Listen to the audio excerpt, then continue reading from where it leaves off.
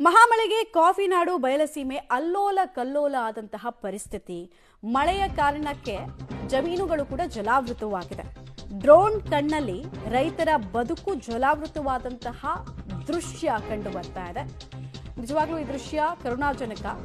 ಕಡೂರು ತಾಲೂಕಿನ ಹಡಗಲು ಗ್ರಾಮ ಅಕ್ಷರಶಃ ಜಲಾವೃತವಾಗಿದೆ. ಕಡೂರಿನ ಬಗ್ಗೆ ಹೇಳ್ಬೇಕಂದ್ರೆ ಯಾವಾಗ್ಲೂ ಪ್ರತಿ ಸಲ ಅಲ್ಲಿ ಮಳೆ ಇಲ್ಲದೆ ಜನ ಒದ್ದಾಡೋಗ್ತಾರೆ. ಬಟ್ 2 ದಶಕದ ನಂತರ ಮಳೆ ಸುರಿತು.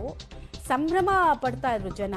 ಸಂಭ್ರಮ ಕೆಲ ಕಾಲದಲ್ಲೇ ಸೂತಕದ ರೀತಿಯಲ್ಲಿ ಬದಲಾಗ್ಬಿಟ್ಟಿದೆ. ದೃಶ್ಯಾವಳಿಗಳು ನೀವು ನೋಡ್ತಾ ಇದ್ದೀವಿ. ಡ್ರೋನ್ನ ದೃಶ್ಯಾವಳಿಗಳಿವೆಲ್ಲವೂ ಕೂಡ ತೆಂಗಿನ ತೋಟ ಇರಬಹುದು, ಹೊಲ ಗದ್ದೆ ಎಲ್ಲವೂ ಕೂಡ ನೀರಿನಿಂದ ಆವೃತವಾಗಿದೆ. ರೋಗದ ಭೀತಿ ತಮ್ಮ ತಮ್ಮ ತೋಟಗಳಲ್ಲಿ ಆವರಿಸಿದೆ. ಯಾವುದಾದ್ರೂ ರೋಗ ಬಂದು ಮತ್ತೆ ಫಲ ಕರೆಕ್ಟ್ ಟೈಮಿಗೆ ಸಿಗಲ್ಲ ನಮಗೆ ಅನ್ನುವಂತಹ ಭಯ.